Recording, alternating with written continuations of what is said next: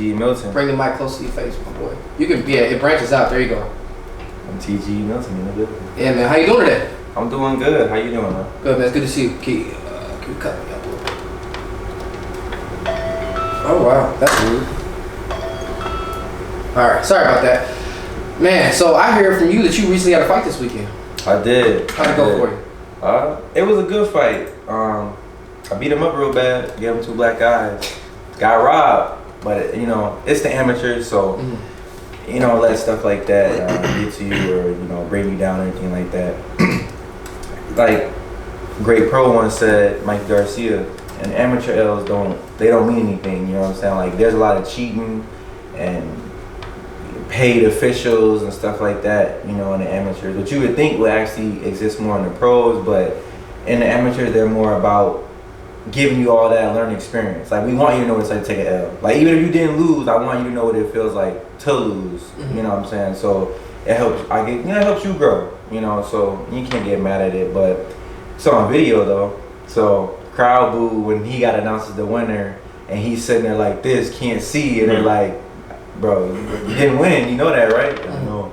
He's like, Pacquiao, I thought I won, but, you know.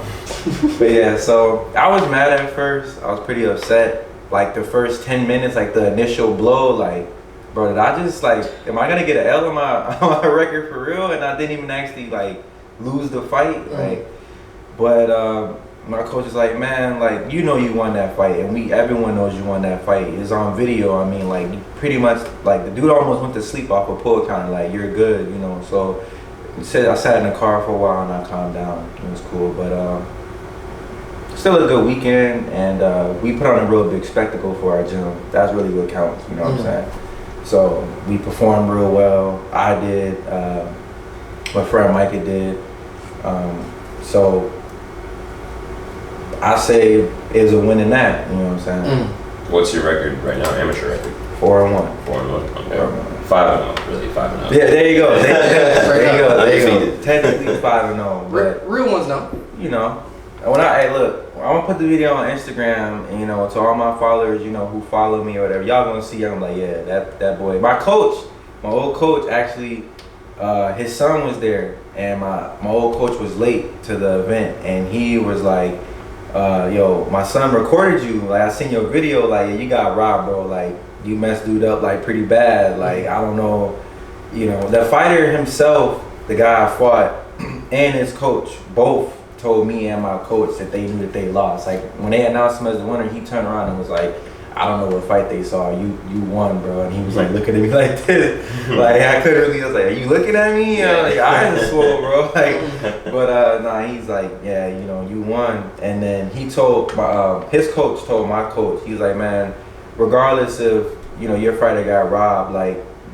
your fighter is going somewhere. Like, he came out here and just put his skills on display, like, I'm the best, you know what I'm saying? And, like, he's going somewhere. Like, you're a great coach, you know, training somebody to be like that, like, so, you know, you're good, but you guys definitely got robbed, you know what I'm saying? But they're gonna pull for the rematch, so I'll get to be like Lomachenko, get to rectify my only L on my amateur record. And you're left-handed too. Exactly. That's crazy. So when you heard those words from that coach, what did that mean to you? To me, it meant, like, I know that my hard work has paid off. Like I said, like, regardless of what it says in that record book, you know, I know what I did in the ring, and I know I got there through hard work, dedication, you know, sacrifices, you know what I'm saying? I sacrificed a lot, you know, just even in that week, you know, to make sure that I could actually, you know, fight this weekend. I even actually cut open my finger, you know, I don't know if you guys can see. So, yeah. That's gross. Yeah. That sounds like you. Hey, you know what I'm saying? I'm a true champion. So, you know, I'm going to pull through, I'm going to still come, I'm going to still fight, I'm going to still perform regardless of, you know, personal circumstances. You know, when that bell rings, it's business. As simple as that. So whether if I'm amateurs or in the pros, when that bell rings, we're friends outside the ring. When the bell rings, I'm trying to take your head off. Like, you know, and it's just business, you know. So, but that doesn't mean, like, yeah, your hard work's gonna pay off in the long run. Don't let small incremental moments like this, you know, go against you, you know what I'm saying, or get you, you know, like I said, like, discouraged or something.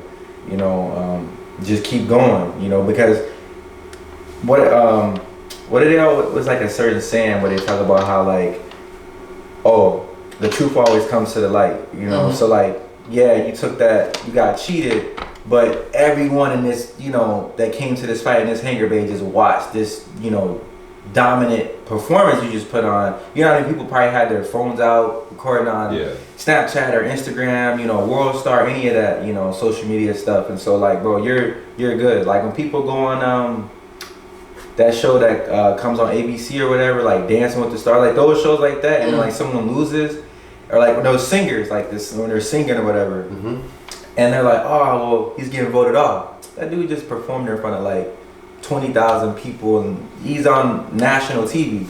So regardless, someone's gonna want to come and like, you know, talk a deal with him. You know what I'm saying? So just made me feel like a similar moment like that. Like, yeah, you took this, but you know, in the future, you'll be on the stage, multiple belts, world champion, and you won't even be thinking about that night, like whatever. Exactly. Straight up. So what got you into boxing?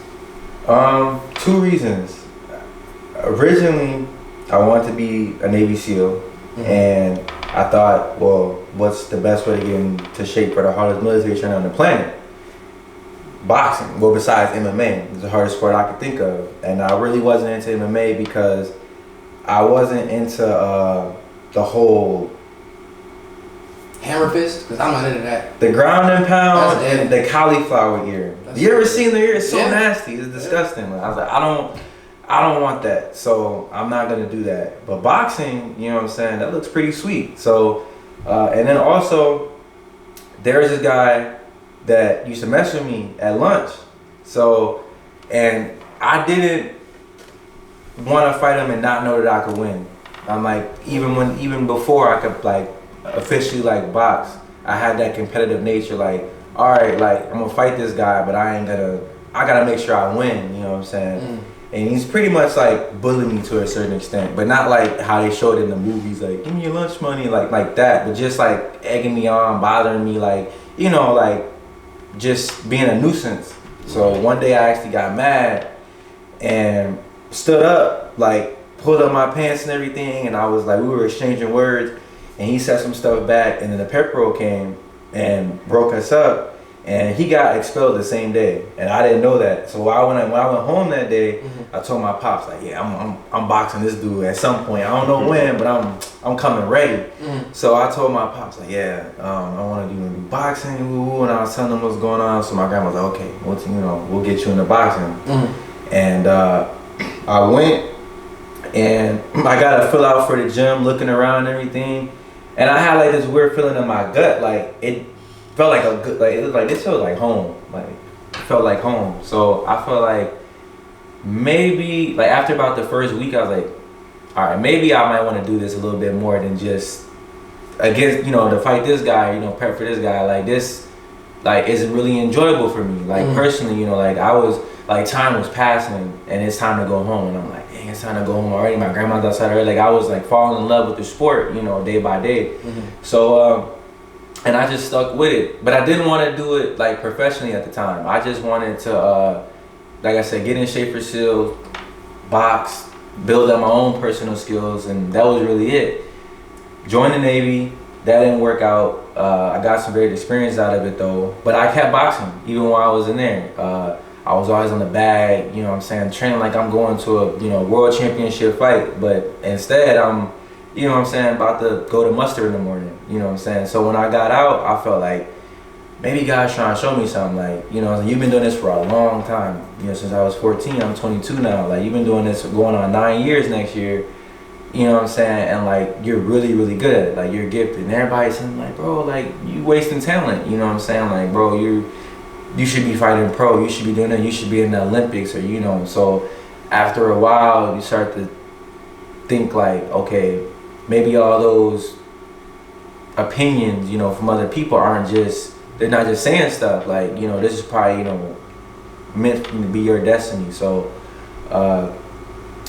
when I got out, I like sat up for the night, just kind of like praying and meditating and thinking about what I really want to do. Because I mean, this is a big change now. You're out of the Navy, you know, that was, you know, a big life change in itself, you know, going to do that, you know. So now I was like, what are you gonna do with the rest of your life? So I'm like, is this really what I want to do?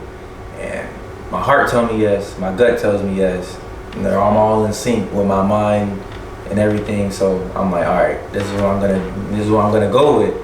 And I've been doing my thing, you know, going to fights and stuff like that ever since. So, and it's been great. You know, I love the journey over the years, you know, developing. Like I said, for someone who didn't have any plans on spending the rest of his life doing this initially, to have turned into what I turned into, you know, stuff like that, yeah, it definitely makes me feel good, and it lets me know that, you know, life can change at any moment, like any moment. Like you might be like, I want to be a firefighter when I get older, and I'm a cop, and now you're a judge or something, or maybe, you know what I'm saying, you're just a correctional officer or something. You know what I'm saying? Like you never know, like where, like maybe you end up being a chef because you've been able to cook like a beast wherever, and just never, you know what I'm saying? And just things happen, you know, one day can change the rest of your life. So big lesson there.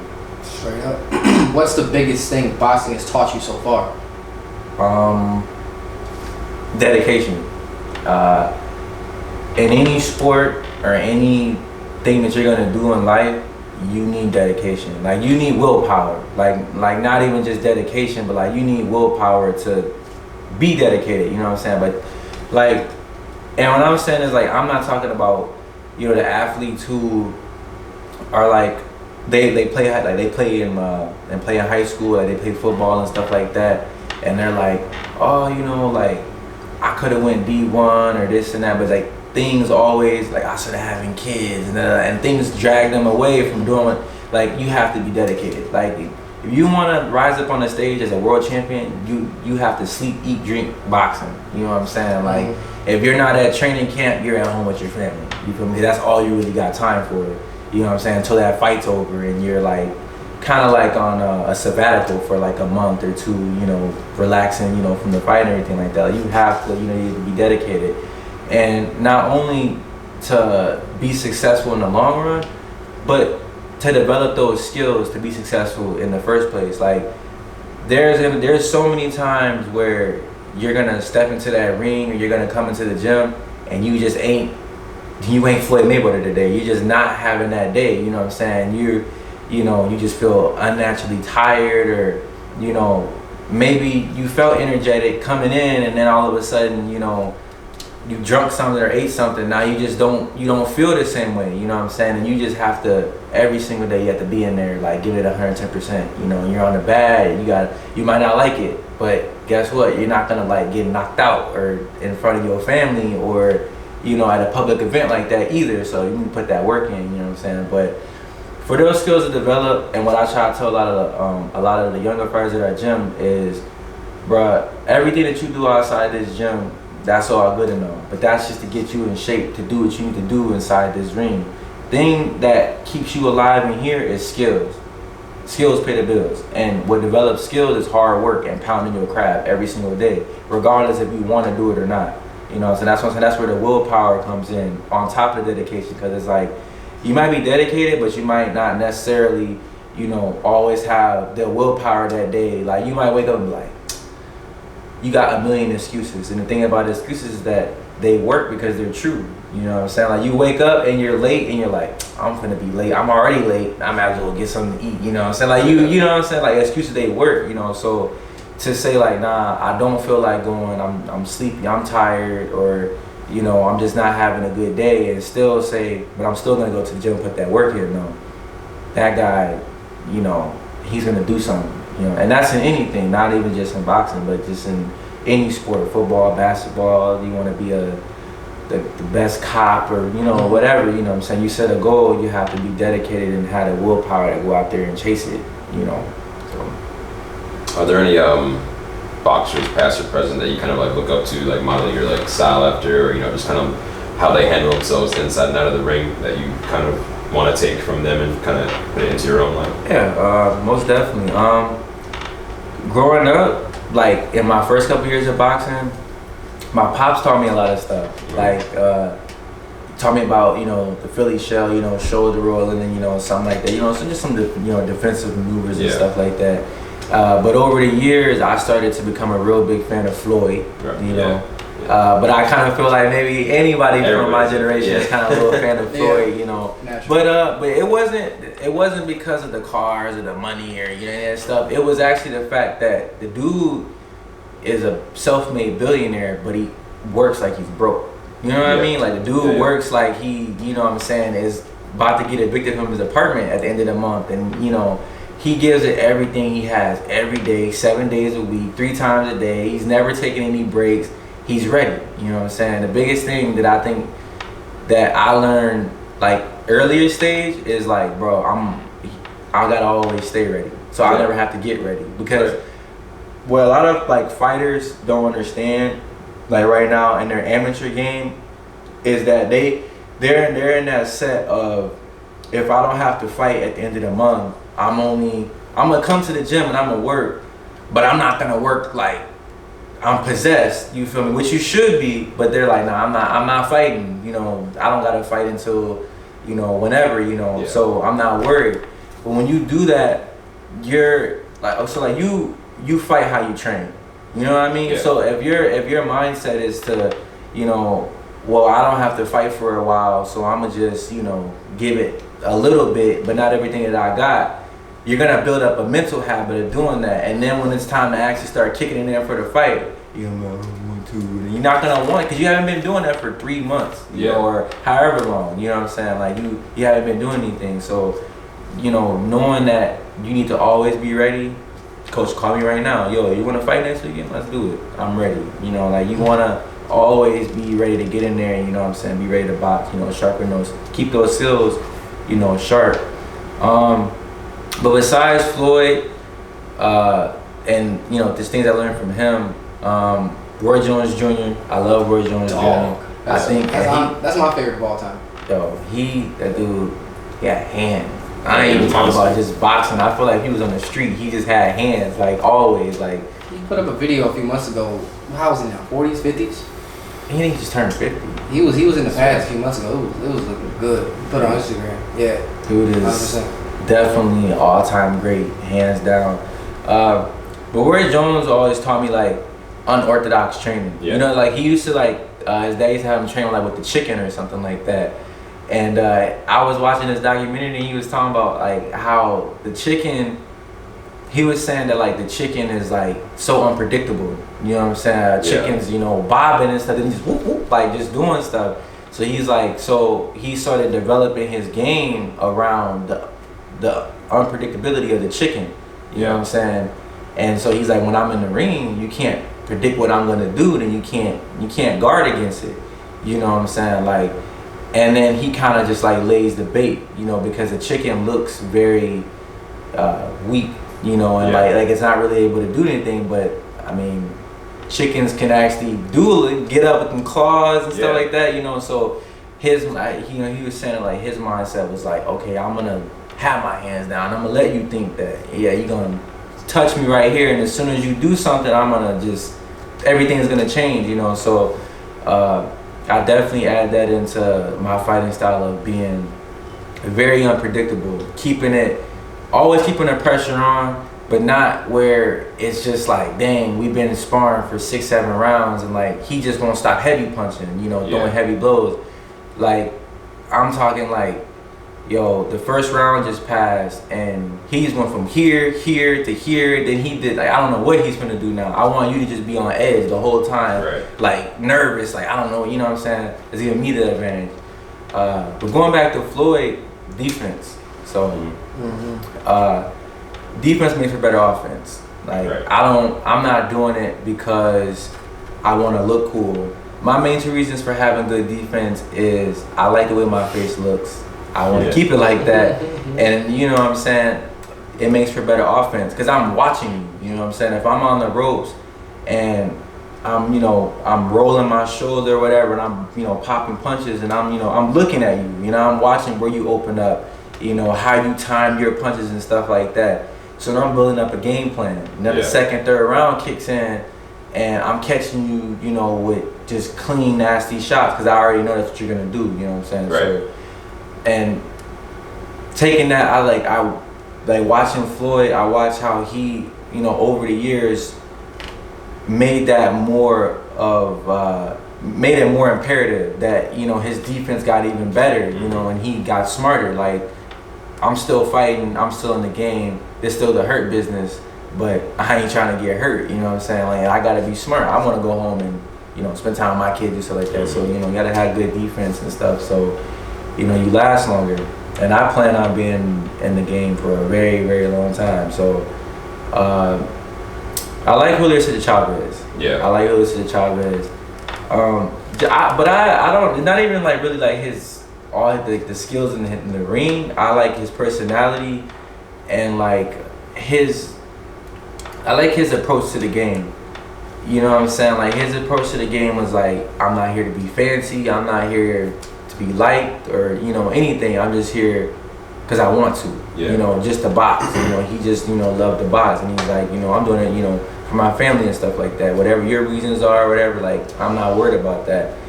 And the dude had grit. Like, oh yeah. The dude had grit like crazy. Like, his chin, I mean, I think he even gives Marvin Hagler some competition. I know Marvin Hagler has a granite chin, but I think Chavez definitely gives him a run for his money. Because sometimes he'd be bobbing and weaving, but you're still getting hit. But he was just taking it. It's almost like his head was like iron. Like, his whole skull was like iron. He never had like concussions. Like, I like, how? Like, that's one of them dudes was throwing bombs at you. Like, bombs, trying to murder this dude, and he was just like, well, that, and as time goes on, like, everyone's gotten smarter. Now they realize, like, Ali, for example, or even that guy you just mentioned, they all take these hits, take these hits, take these hits. Exactly. Like, they thought I was like a weird on their chest. Like, I took all these punches to the face. But now years later, you know, you talk, you sound like a dog. got Parkinson's. Yeah, when you talk, you know what I'm saying? No disrespect, but I think as time goes on, everyone's gotten smarter in terms of how to handle themselves in the sport, outside of the ring, and things like that, you know? Of course, definitely. It's definitely an evolving sport. And how, like, you see, like, a lot of the pros, like, you'll see them, obviously this guy, you know, admires Floyd or something because he's, you know what I mean? Like, you see stuff, but then you also notice how the younger generation incorporates, you know, newer things, you know, that things that weren't thought about. So, like, you know, and some of them don't even have to do with being inside the ring. Some of it has to do with the fighters now are speaking up more, and they're controlling the fight game and not the promoters. You know what I'm saying? It used to be, you know, like back in the Don King days and stuff like that, it was the promoters, you know, running the game and doing things, you know, and like now it's like the younger generation, they have a voice, they have an opinion. They're like, yo, like, I don't want to fight this guy because, you know, you ain't paying me enough. You know, I know my worth. You know, like, now they're like really starting to like grow like a set of cojones. Yeah. You know what I'm saying? Like, and then, so it's good though. You know, it's good. And then to watch, like, you know, how one style can be turned into so many different things. Right. Like, you know, this guy Lomachenko, his footwork is great, but what people don't know, he's actually a right-handed fighter. Yeah. Fighting the softball stance, and he's using fencing. He's using fencing techniques. It's something that he's using. I didn't know he was right-handed. Yeah. Yeah. The dude. That's crazy. Yeah. He's unorthodox. Like Bruce Lee said, there's never one way to do one thing. Like, there's always multiple ways to do anything. Like, cause I didn't even just study like just boxers, you know, I study like Bruce Lee, you know, other warriors in history, you know what I'm saying? Yeah. Like, boxing might be one form of fighting, but fighting is fighting as a whole. Or like in music, you know what I'm saying, rap, you know, or hip hop is a certain genre, but you know what I'm saying, you don't need to, like, Kendrick Lamar didn't even listen to a whole bunch of hard rappers like that when he was growing up. He was like gospel and stuff like that you wouldn't even expect.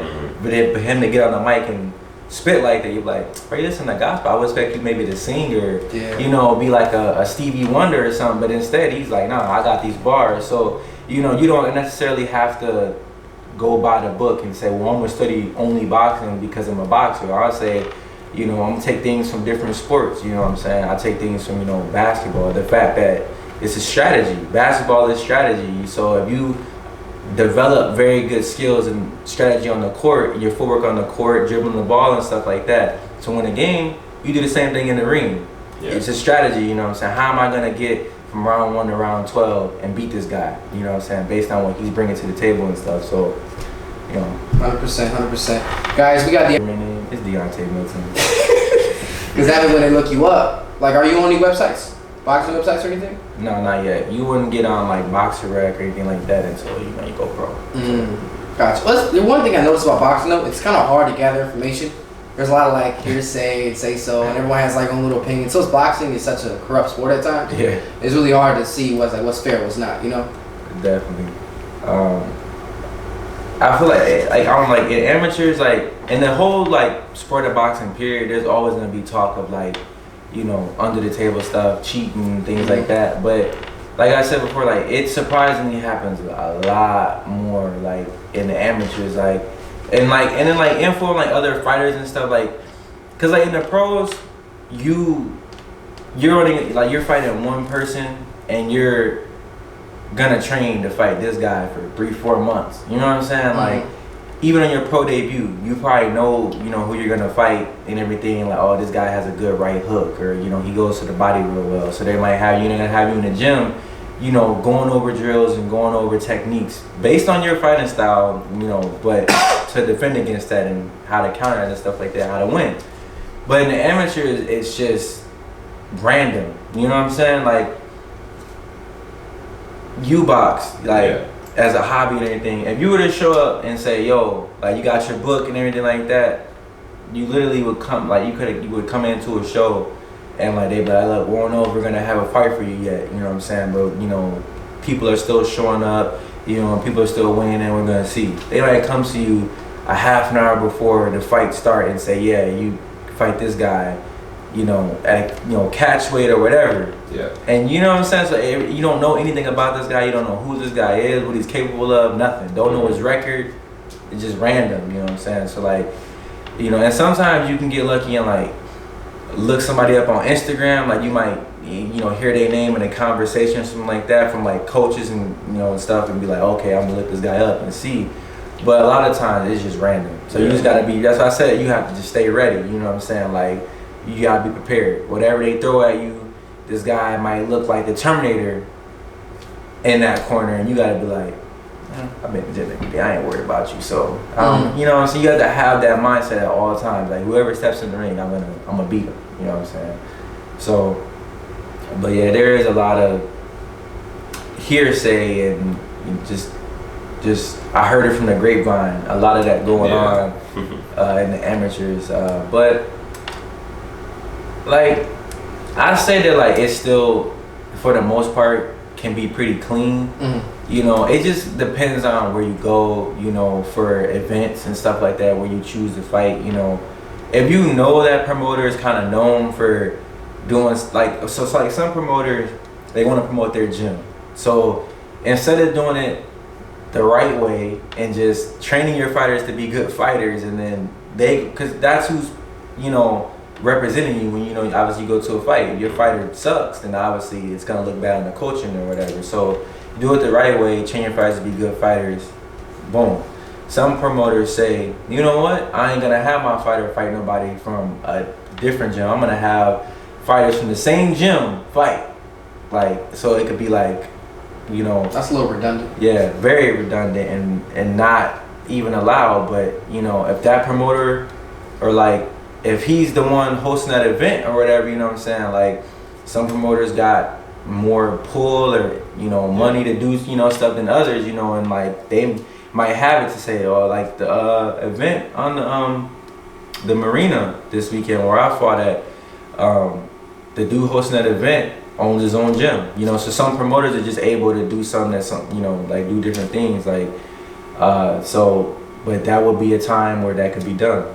Yeah. Like where you're like, bro, what? Like, and what's funny is that I'm bringing that up, and on his bout list, like on that bout list, it literally was saying like Conquer versus Conquer. Like, bro, how you gonna have they go to the same gym? Like, they know that's cheating. Like, that's kind of like, I feel like that's kind of cheating at that point. Like, I mean, yeah, there's still gonna be a victor, but it's like that would be like me and my sparring partner fighting at like a fight or something. Like we go to the same gym, bro. Like that, like you know, you can't do that. Like that's redundant, like you said. And on top of that, what are you promoting? When the crowd hears you guys are both from the same gym, like how is that impressive? You feel me? He knows what he's gonna do. The fight itself might be like entertaining because they're going at it, but they're sparring partners or whatever. You know, they know who each other are. So it's like, okay, like it's like the same effects where everyone wants, for whatever reason, wants Manny and Floyd to fight again. But if we saw pictures of Manny and Floyd out to dinner, exactly, we wouldn't really care to see the fight anymore. Exactly. I mean, I personally still don't care to see it, but it's kind of like that. There's a friendship behind it. And hey, bro, this don't mean nothing. You know what I'm saying? I was like, man. And then on top of that, it's not a good way to promote your fighters because they're not showing off their skills. You're not showing off their skills by having them go against somebody who they spar twice a week, every week. You know what I'm saying? Like, you show off their skills by having them go out there and, hey, this guy, you just turned open. You know what I'm saying? You got 10 fights. This guy got 35 fights. Good luck. And then your fighter goes out there and dominates. Like, I'm talking, he knocked dude out. That make your fighter look good. Like, yeah, like that dude, he can box. You know what I'm saying? But you go out there and you fight at the same gym. It's like, okay, yeah, y'all good, but you guys are fighting each other. You know what I'm saying? So, but yeah, a lot of just dirty stuff that can happen and will happen in the amateurs, and just something you just have to keep a level head with, and just roll with the punches. You just be like, all right, whatever. I'm not gonna go to his events no more. I see how he's, doing stuff. I don't want to be a part of that. But tell us about a time you got rocked. Oh, I got a couple. I got a couple good times, surprisingly. What? Keep going. Yeah, keep going. What's up with this guy? Nah, there's a couple of times I actually got rocked. The first time I sparred, the very first time I ever sparred, I got rocked. And it wasn't even a face shot. He hit me in the body. And this dude named Eric at the gym you go to, at DBNB. He hit me, and while I was on the ropes, I was calling myself trying to roll out of the way, and I was squared, and just footwork wasn't right, it was just off. And he just threw everything he had into one uppercut right in my solar plexus. And I feel like he hit me so hard, I kind of came off the ground a little bit, and I got, you ever get hit so hard you get hot? I started sweating. I was like, oh man. And then the coach was like, he's like, you still want to box? He's like, you still want to box? He's like, what's up? He's like, everybody want to box until they get hit real hard. Everybody got to punch until they get punched in the face real hard. Pretty you know what I'm saying? So what you want to do? And I couldn't even talk. I just shook my head like, I'm good. I'm good. I'm okay. I ain't gonna quit. And I finished the round. I was fighting back though. I was fighting back. But I just had heart. That was pretty much it. He beat me though. He got me. I remember this was this is the first day I brought you to the gym. I was like, I'm a box. I'm a spar. Right. You remember that? Yeah. It was I didn't have a mouthpiece or nothing. I was like, I'm a spar. Dog, I went there and got tapped up. Something serious too. Who was it again? Ishmael. Yeah. Ishmael, 6'3". Yeah, he's 6 something. He was 6'3". That's tall. Yeah, they taller than me, and I'm 6'1". So when we get in there, he boxing. He's bobbing and weaving with he's on his heels and doing fancy stuff. I'm like, oh, okay. Oh. I was like, whatever, I got this. So I go in there, I try to jab him.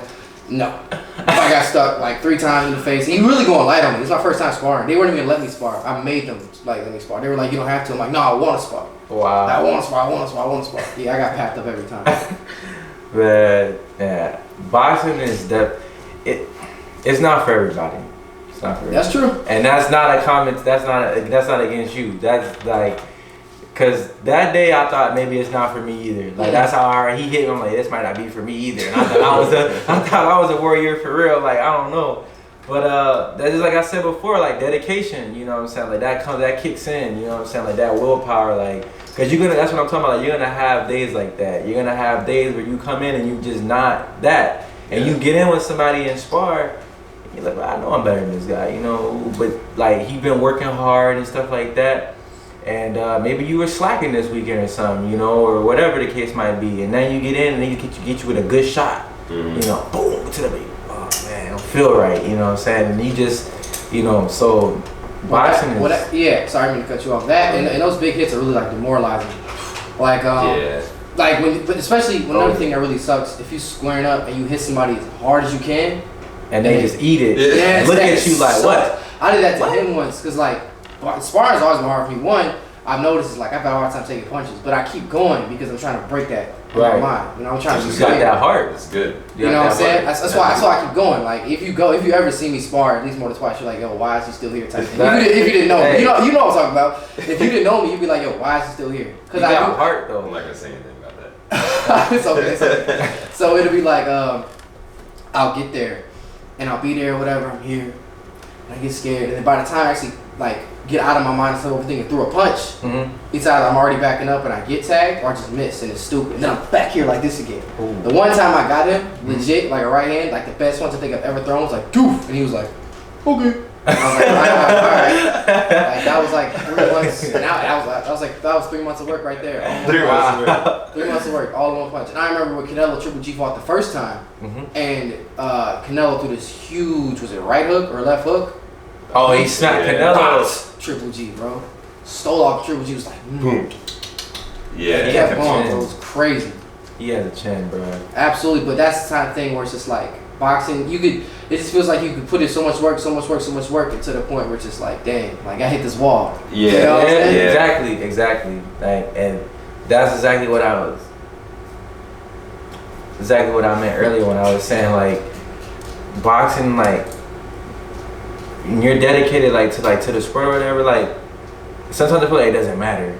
Like it's as much work as I put in, I've been hit sometimes, or like I'm never gonna say nobody like just flat out just like beat me. Cause you know you guys are both going at it. You know what I'm saying? You really don't, and like I'm not saying it because like any like to be cocky or anything like that, but I'm just being general. Like if you're in a ring like two good fighters, like bro, you guys are gonna go at it. Like someone gets hit too hard, like you guys are gonna start going at it. And when it's all said and done, you really can't say who really won. It's sparring, number one. So there are probably things that you might have normally got out the way of or something, but you just didn't care because you're like, bruh, like that's homie, but he just he on, like he just low blow me or something. And you get that rush. So you're not, you know, it's like you really can't say like a winner or loser in the end, but. You definitely have, like I said, you had to definitely have the ability. You feel like, bro, I just put in all this work and like this ain't doing nothing. Well, I ain't knocked nobody out yet. Like I've been in strength training all 6 months, and like this dude just like he just gave me the fillet fingers after I hit him like 6 times. I'd be really mad. You feel me? Like that's how he's looking at you. Like oh yeah, okay. Then you come again. Then you boop boop boop boop. Then he, nah, bro.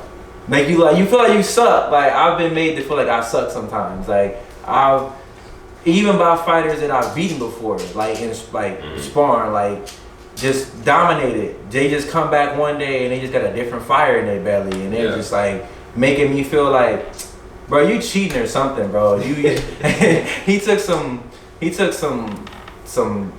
drugs, some I don't know. There's like that's another thing. An amateur, can't you take steroids? Yeah. That's crazy. I mean, it's not legal, but you can do it. Because they're not going to drop you in amateurs, right? Yeah, they don't have, who is it, who does it in the pros? Like the VADA testing. VADA. Like VADA. Nike, I think did VADA. Yeah, it's VADA and someone else. It was like 2 of them. Testing agencies, yeah. But yeah, they don't drug test in the amateurs. I don't think anybody does, though. I'm not 100% sure.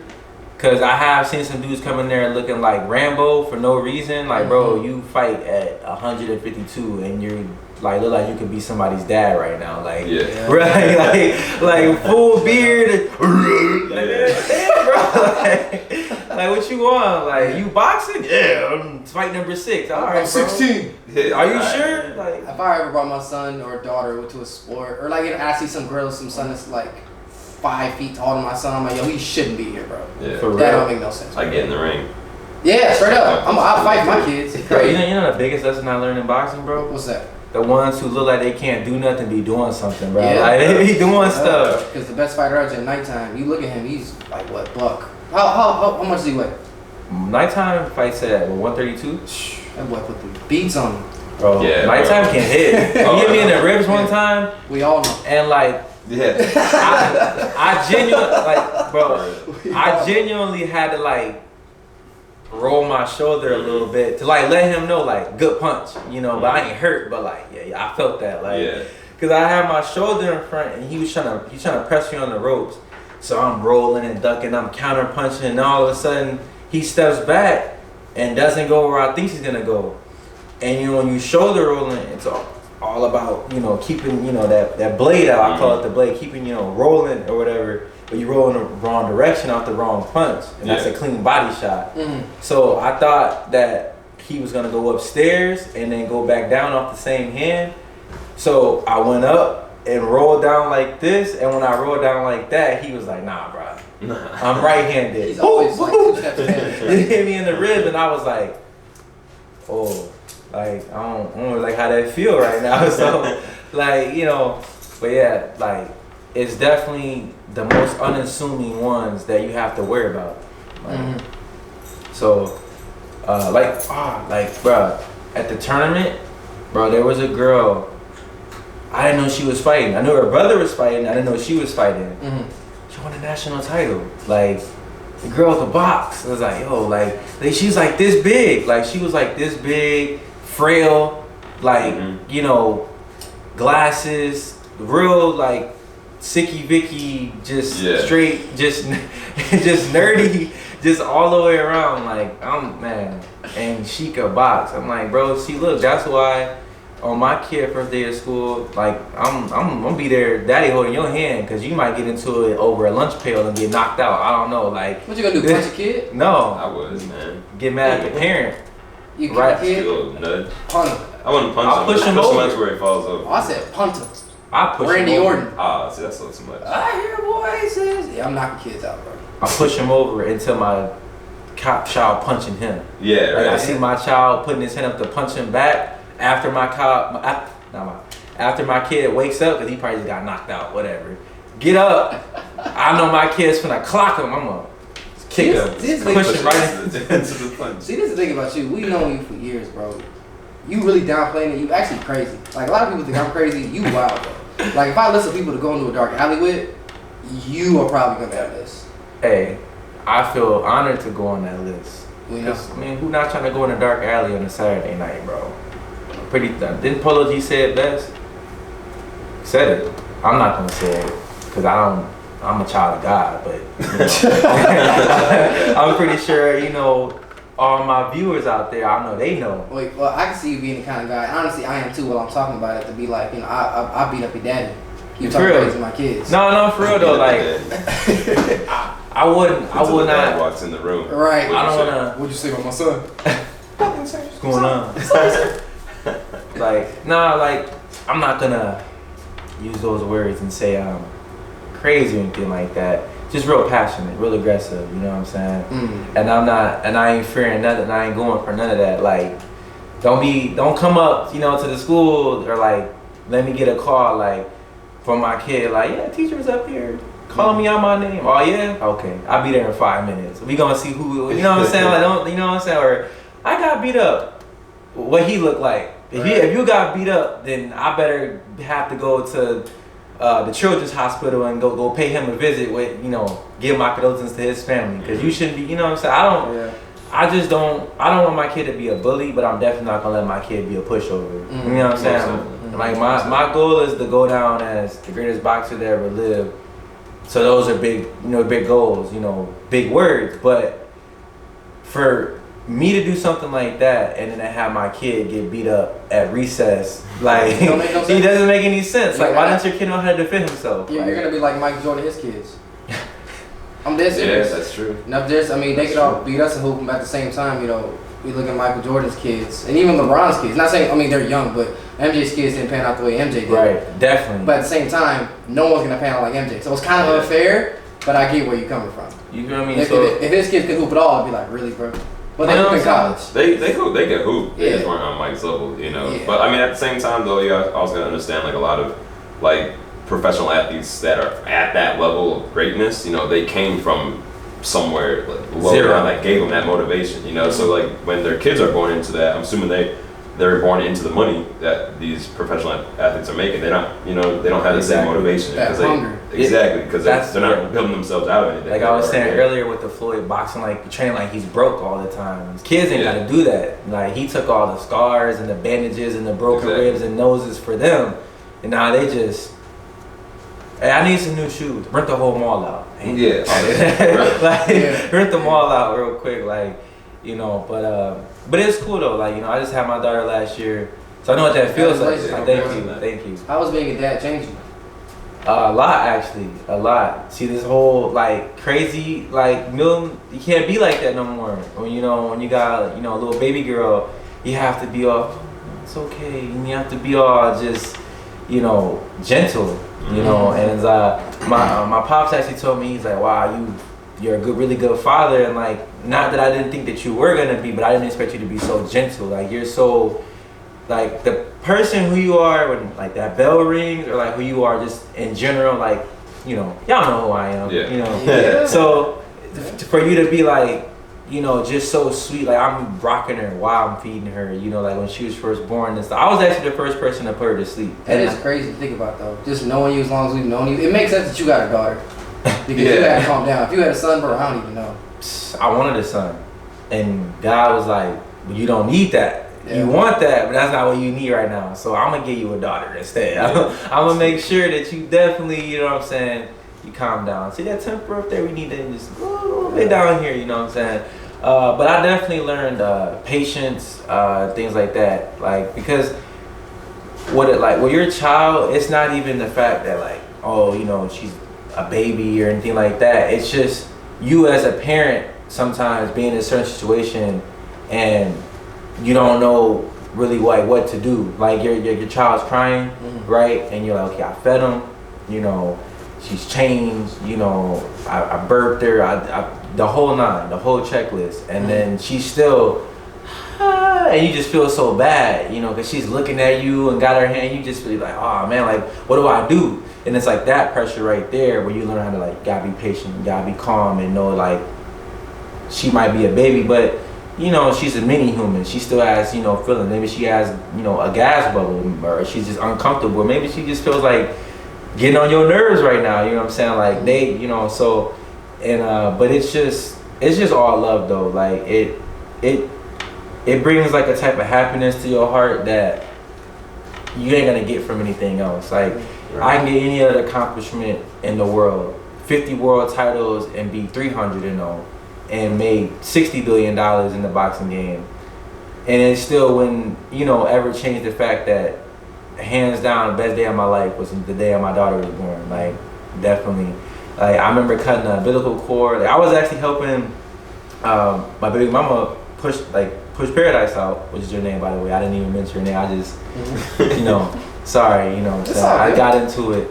So sorry to all the listeners out there. But yes, her name was Paradise.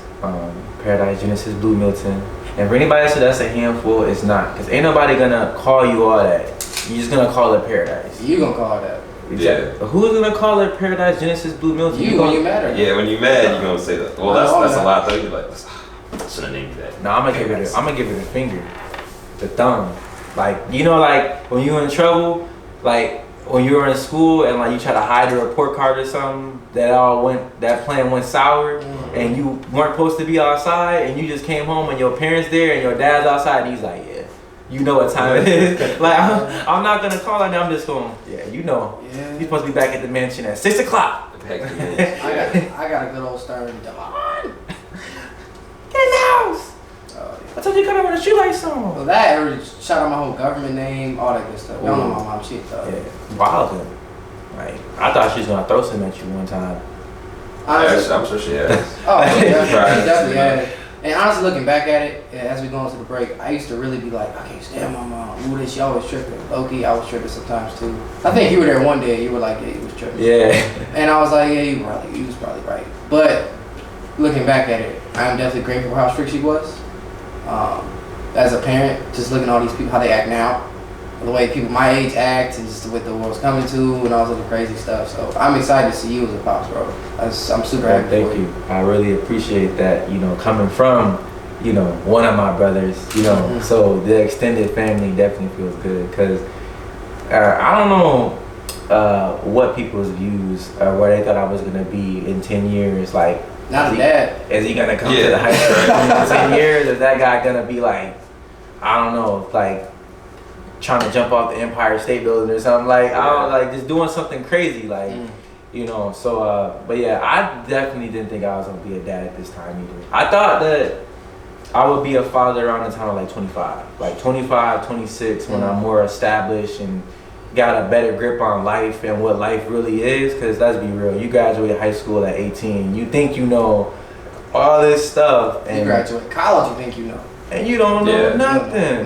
You're like, bro, what? You gotta do taxes every year, and you gotta like go to work every day to like live. Like, that's how this works. Like, that's crazy. But all right, guys. Again, you're listening to ISD with Devonn, Pearson, Deonte. We'll be right back after the ads. Thank you. Oh my God. Oh, wow. What you mean? What you mean? What I mean? You here breaking stuff. I didn't break it. I know. I'll be at your back. It's probably can be fixed. Probably. I pray it can be fixed because I ain't got the money for the mics. Oh, good Lord. Well, anyway, guys, you're here listening to the best radio show in Lake County, ISD and School Detention. You're here with Deonte Milton, who is a very dope and strong boxer. So strong, he broke off one of the mics in the studio. But Pierce, put it back. Let's hope I don't get a phone call later tonight about how I'm not with the station anymore. That one kind of sucked. So I want to apologize for that. See, what happened was I didn't really break anything. They just fail when I touch it. Yeah. That's what happens. You go hard 7 days. You just can't control your strength sometimes. Yeah, but no, I definitely hope you have your job and you don't come, stay in the backyard. We got to. I might be boxing every day with you if I got nothing else to do. Yeah, honestly. No career path. Straight up, man. But a lot of people have opinions about the military. They say some people love it, some people hate it. What did you think of it? A mixture of both. What I learned is like everybody that isn't in the military wants to be in the military, and everyone that's in the military doesn't want to be in the military. And not because that's a great way to put it. I mean, and it's not because on the outside it's propaganda. It's a fallacy of what people think. You know what I'm saying? Goes on in the military. You're watching movies and. America, but no one acts like that, and it's not like that. It's pretty much like a way bigger version of high school. Like that year and a half in the Navy, all the way from boot camp all the way to the last day I was in, was like, I had a lot of great times, and then I had times where I was like, bro, see, I knew I shouldn't have signed that contract, bro. This is stupid. Like, why are we doing this? You know what I'm saying? But again, it's like.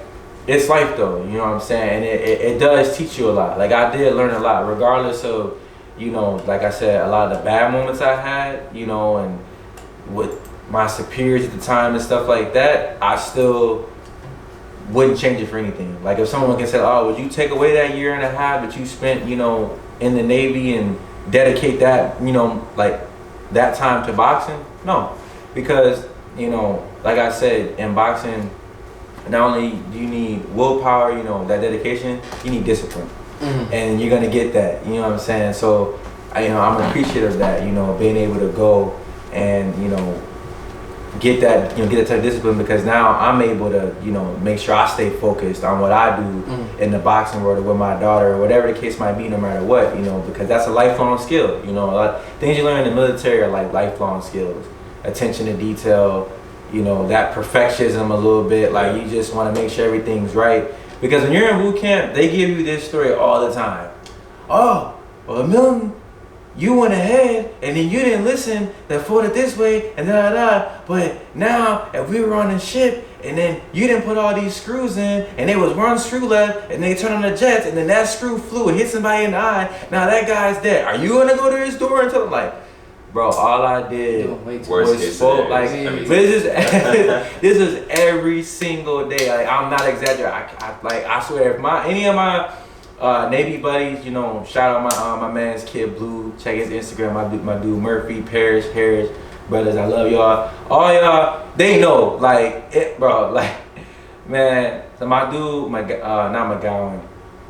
What is his name? He was from the South, and at the moment I can't remember his last name, because everything was last name. Right. So, like, if you went by, like, if you like tell me somebody that I graduated with by their first name, I'll be like, who?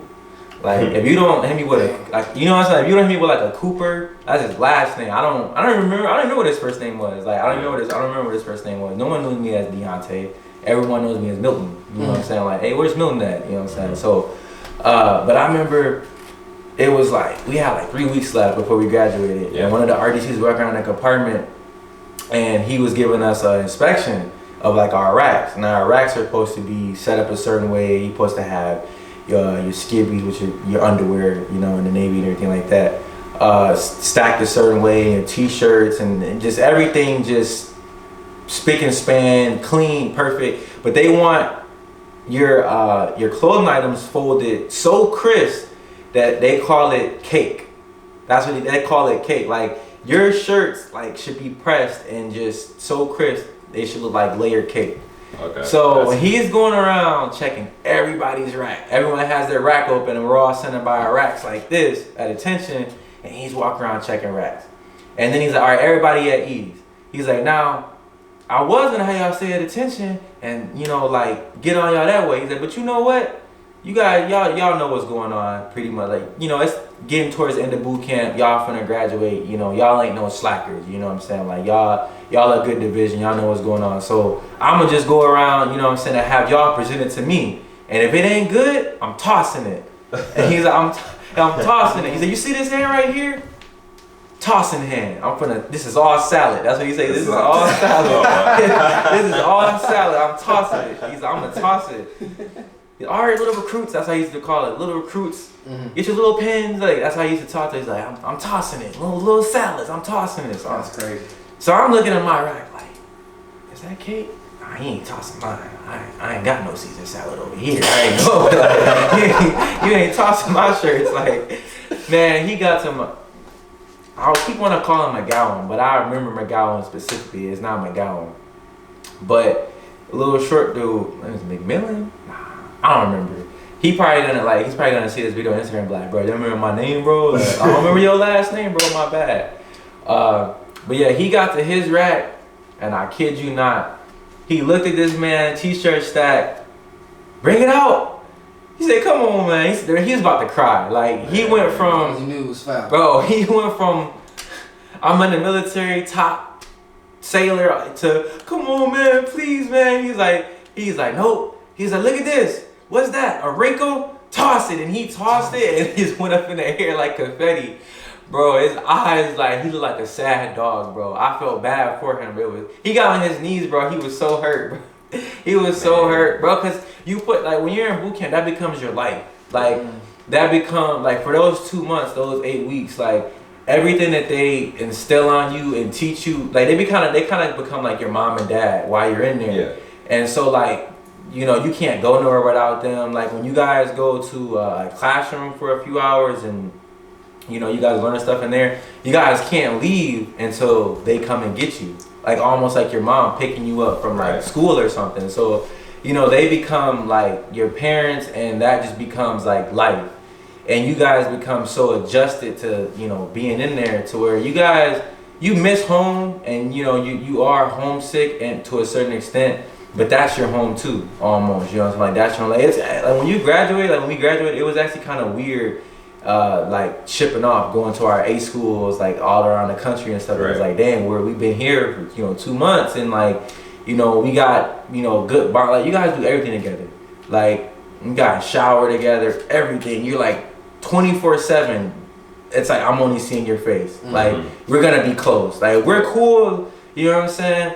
Like, I mean, we guys, you know, we're close and stuff. Even though we've been, you know, boys since we were little, but I'm saying we would be even 10 times closer. I'm definitely not showering. Anyway. Exactly. Yeah. Exactly. So, like, you know, I know I'm also a swim team, bro. So I feel you. You know what I'm saying? So it's like, after 2 months, I don't care how close you thought you were. Y'all know each other real well after that, you know. So, but you know, like you get real adjusted to life in there. Like things become important to you. So like folding your clothes the right way and that attention to detail, it does become like important. And then when someone does something like that, it is hurtful. Like it bothers you. And one of the RDCs, they were graduating and told us that they're so trained and like programmed when they're in RDC school to learn how to become, you know, instructors, that things that normally wouldn't matter to them irritate them, like draw irritation to them. Like you, like a parent would normally come home and see like maybe you left your shirt on the couch and be like, hey, come get your shirt. But like to them, it turns on something. Like that's how trained they are. They're like, it irritates them, like literally like, hold up, like, bro, who did that, bro? It's like now we all in trouble. But I loved it. And then at the same time, like I said, like I had like my moments where I was like, bro, this is trash. Like I regret going to the recruiting office, like talking to my recruiter, all that, like, you know. But I had a lot of beautiful moments though. Like I've seen stuff that no one ever has said seen, like watching the F-18s, you know, take off on a moving runway pretty much in the middle of the ocean on an air carrier. Aircraft carriers. You know, like while there's a typhoon going on, you can see it in the distance. Like you're in the ocean, like you can see it in the distance. Like, and it's there's just some experiences that, you know, you only can't get, you know. But and then like my job, I was in V1. I worked on the flight deck. I worked on the AVH, the same ones who at the airport who guide the airplanes. You know, they do the same thing, you know, on the air carrier. But we call them yellow shirts, and I was a blue shirt. Blue shirt just means like you're still with that job, but they're like a little bit more advanced than you. You know what I'm saying? Like, like being a blue shirt is like you guys have two different jobs. The yellow shirt's job is to guide and park, you know, the birds and stuff like that. And then the blue shirt's job is to, you know, like maintain it, like chalk it, chain it, you know what I'm saying, stuff like that. So I was a blue shirt, so I'm running around, you know, behind the jet exhaust and stuff like that, you know. But the sad part is that when you guys are on deployment or you guys are out to sea, the only people that get to go up on the flight deck are the people who work on the flight deck. So if you're a cook or you're an engineer or anything else that doesn't have anything to do with that flight deck, you ain't gonna see sunlight for like 2-3 months. That's like, terrible. Yes, like, you know, people on submarines, they're always getting like crap for being weird. But like everyone gets it. I'd be weird too. You in the ocean for months, you know. It's like being in solitary confinement almost. Except being around people, you're literally sitting there, cramped up, not seeing sunlight, eating the same thing over and over again. That's terrible. What? Speaking the food's actually good. But if you keep eating the same thing, every day, I'd imagine it changes up. Like they have like one thing there, you know. I mean, submarines are pretty big. Like they're not like they're definitely like bigger than. Like, they're huge, I mean, you know. Submarine life, I don't know. I heard, but I mean, it sucks. No, I'm sure it's not fun, but I'd imagine, you know, they try to do what they can to not make it miserable. Yeah, you know like, what I'm saying? Like, they even found some type of way to have like Wi-Fi or something. Like they, I don't know. like I don't even know. That's a tough one, bro. I don't know how if it's true. I never been on a submarine. It's like, you know, there's hearsay, but like I know they have like certain things, like they're obviously their phones and stuff like that. They could probably play games on and stuff like that. But that's what I heard one time. I don't know if that's true or not. Like I said, that was never my job in the Navy. If that's not your job, that's not your rate, you're never gonna go next to a submarine. So, you know, it's like a whole different world for them. Yeah. So if that was true or not, you know, or maybe it was just that specific submarine, I don't know. Like I have no idea. I don't even know how that would even be possible, because you are, you know, under the ocean like 80% of the time, and I'm not sure how the radio waves or anything like that would travel. But I mean, dolphin Wi-Fi. But hey, that'd be crazy. That'd be wild. I mean, dolphins are pretty smart, so you probably like wire them up. You know, it's like swimming next to the submarine. They have sonar. They make sonar work down there, so I mean, it's possible that they could have, you know, a way for Wi-Fi to work. So I mean, it's the military, you know, so they obviously got technology that we don't have. I mean, we did have when we had Wi-Fi on the air carrier. That makes sense. You know, but we were above the water though, you know. Yeah. So. Yeah, but like you're still in the middle of the ocean. Yeah, exactly. But I mean, airplanes get Wi-Fi and they're in the middle of the sky. So why can't submarines get Wi-Fi if they're Because they're under the ocean. So why is up in the air any different from it below the ocean? You do know that Wi-Fi things for Wi-Fi are actually in the ground and not those towers are for like the radios. Did you know that? I know that. Yeah, I learned that like a couple weeks ago. That when you got when you put Wi-Fi on your phone or whatever, the Wi like the wires or coil, whatever you want to call them, that like actually will give everybody Wi-Fi, like they go through the ground. So you actually get a better signal pointing your phone at the ground instead of pointing your phone up. That's crazy. Yeah, that's why I never knew that. Yep. Like I always hold my phone up. We all do. Trying to like. Yeah, like that's how the towers. They go whole or something. Yeah, like that's how they go. Like I guess it's like the towers, like the cell phone towers and stuff. They do send signals, but it's through communication, like through the ground. So like it get information and then whoop, that goes down. And that's how stuff travels. Like I thought it was always up, but it makes sense that it probably isn't up because then you shouldn't use signal when you're up in an airplane. Yeah. You know what I'm saying? Right. But you do, so you're like, oh, like okay. So yeah, that it makes sense, but I didn't. I feel like we need to get like a Wi-Fi like specialist on here. Yeah. So we can confirm what's been like, said. Hey, look, just for that. Right. Just so where the Wi-Fi located again? Is this true that you can get Wi-Fi on a submarine? Because I might be into In our last interview, he was saying that this is. We need to know. Thanks. Can you install Wi-Fi in my bathtub? If I mean, Right. Let me know. Now, you know, we spoke about submarines and how rough that could be on someone. You know, have you ever seen someone in the military deal with like mental health? Have you ever seen anything? Oh yeah. On the air carrier, like we have counselors. Like it's a really well-oiled like machine. Like air carrier on deployment or like when it's out to sea can hold 5,000 people. So it's like a mini town on there. So they have 4 gyms. They have a library. Dang. Yeah, my dad was on one when he was deployed. Got 2 galleys. A basketball court?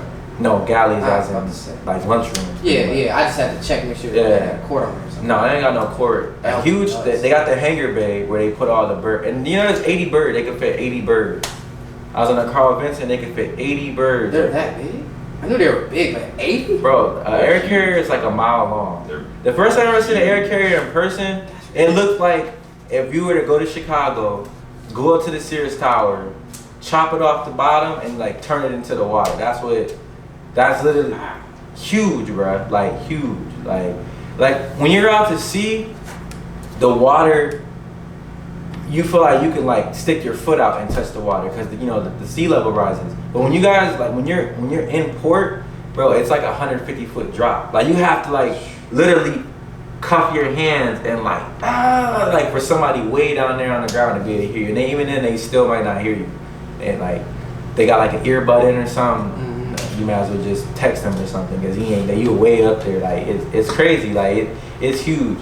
You know, there's 3 sections of the ship. That's great. Yeah.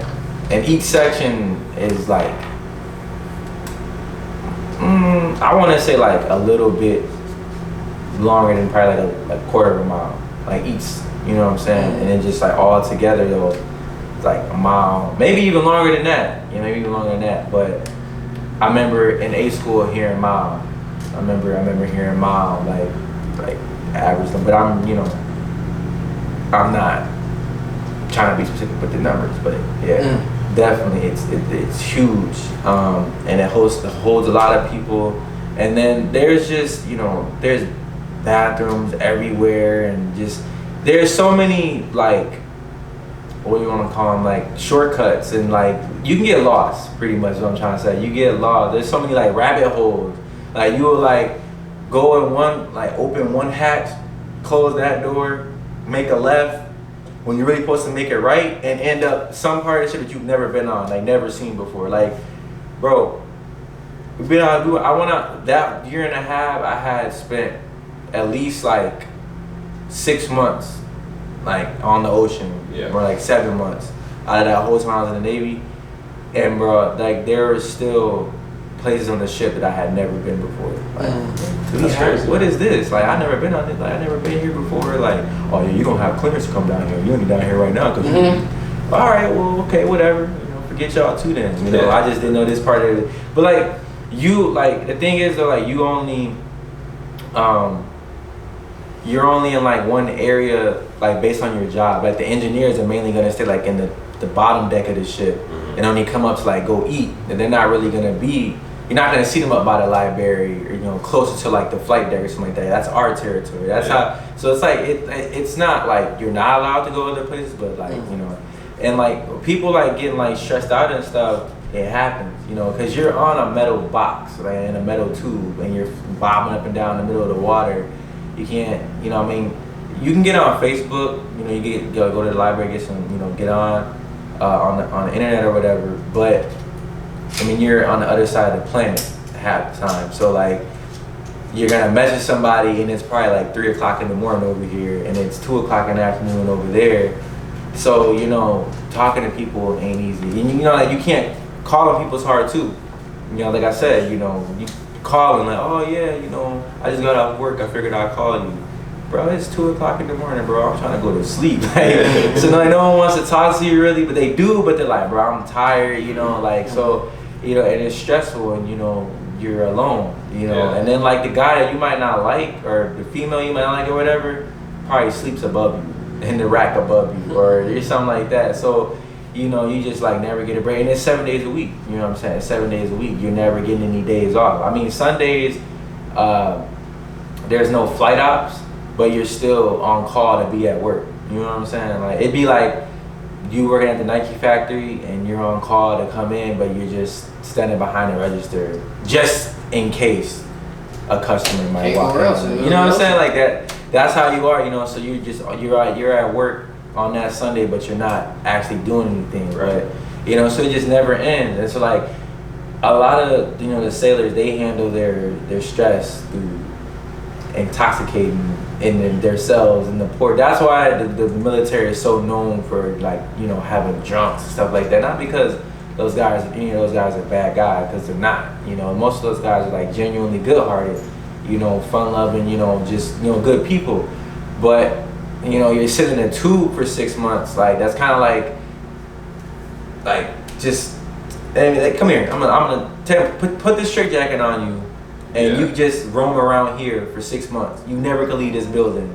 You're gonna be a little, you know what I'm saying, on edge when you actually, you know, around people again and stuff like that. And they just like, they do what they know best. You know, they go get a drink, and then that drink turns into, you know, like 50 drinks. Well, that, and I know a lot of people in the military, I don't say a lot, but I know if they're talking in the military at some point in time with them being away, they engage in prostitution a lot too. Oh yeah. Yeah, they probably have no time. Yeah, bro.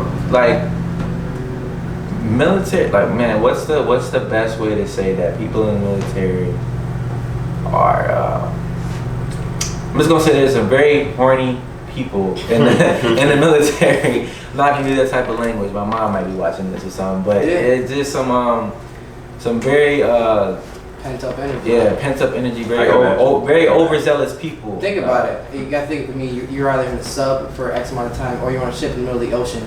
You see the same people every day.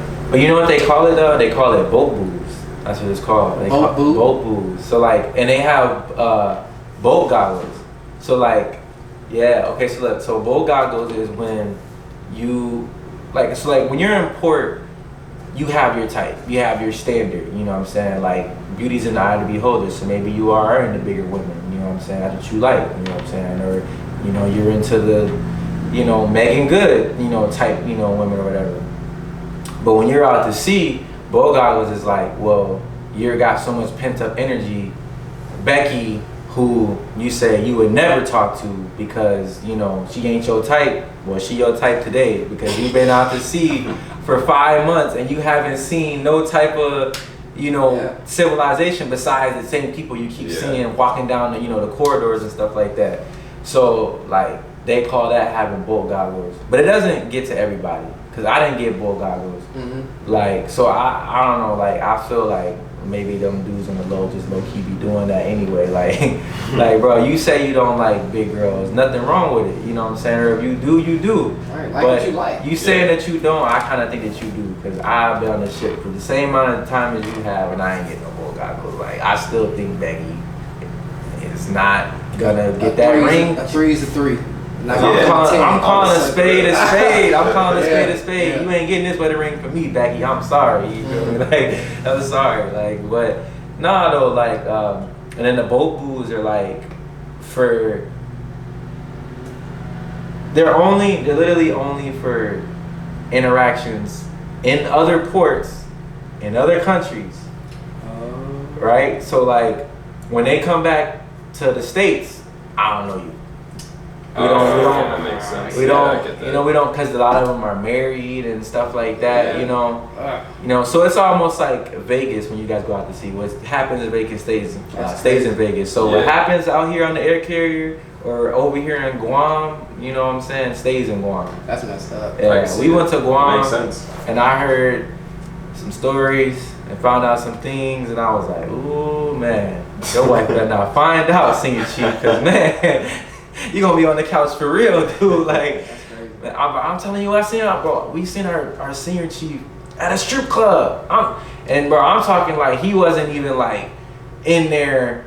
Ooh, yeah, U.S. military like composed. I'm talking he was out there on his Floyd throwing 50s, like, bro. It was like you gotta let loose. You know what I'm saying? Like, yo, he was. I mean, like, if you in the military, you cooped up. You gotta be on point. The minute you get out somewhere, you're like, finally. Bro, you know? Yeah. My man was in the strip club looking like his last name wasn't like, he ain't no Chief. Right now, he looking like, dude look like 50 Cent. Dude, he looking like, what's that? 50 Tyson? Nah, the song that made 50 Cent blow up in the club. That's what he was in there acting like. He walked like he's in there fitted. Man, he was in there. He was good. Like letting money go with the strippers and everything. And I'm like, bro, you think you was Floyd Mayweather? Like he was. I mean, I know you a Chief and stuff. Y'all getting good bread, but dang, like you probably regretted that in the morning. Man, oh my god, can't believe I spent that money. He probably regretted that 4 days after. We weren't going for 4 days. Oh yeah. Like people, like there's like people who we didn't see for the whole 4 days. Like there's like when you go on deployment, there's the people I like to call. I gave them the name of like they become what do you call it? Like when you're not from some place originally, and like you go there and then like I forgot what it's called. Foreigner? Immigrant? Tourists, but like you become a local or something like that. Yeah, like you're here to like it's like a special name for it, and then I was like making fun of them, and I was like, bro, y'all, I don't remember what I called it, but you get the idea though. Like you only gonna be over for 4 days, or you go on vacation or something for a week, but you're acting like you live there. They're like one of those types, and so like they, you guys pull in the port and you don't see them for the rest of the port. Like, yo, where JoJo at? I don't know. I haven't seen him since we pulled in yesterday. That man, they literally get their hotels and their rooms before they even like put into a port. Everything's taken care of. And then man, Because I wouldn't sleep on that thing. Exactly. If I got 4 days or 3 days, even a night, to not spend a night on that aircraft carrier or that sub or whatever, I'm doing for real. Like king size bed, spread out. Bro, the captain come on at hotel breakfast at like 9 in the morning. They're like, Liberty call. Boop, they gone. I ain't seen him. He gone. Liberty gone. He probably didn't even get to the end of the announcement. Yeah. He heard Lib and was like, yeah, that's Liberty call. I'm out of here. Ready to fly off the ship. Straight up. All right, guys. TGE Milton, you know what it is. There you go. You got to throw it all in there. Nice. Was that good, Kendall? That was a run through. Perfect. I gotta get it down. It's a matter of like practice, meaningful practice. That was good. Appreciate it. Practice makes perfect. It's cool. It does.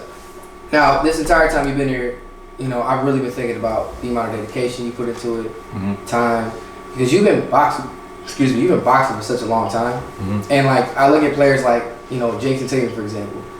He's your age, right? And he's already doing feats like dunking on LeBron and doing all this other crazy stuff, and it makes me look at myself like, wow, like am I not doing enough? Then I gotta remember he's been playing basketball since I don't know, like before he was puberty. probably like 4. And you got to think about genetics too. I mean, he is like 6'6", 6'7". So in terms of the amount of hard work you put in, if you had to like divvy up your time, right? So like a time 100%, how much of your time actually goes towards boxing?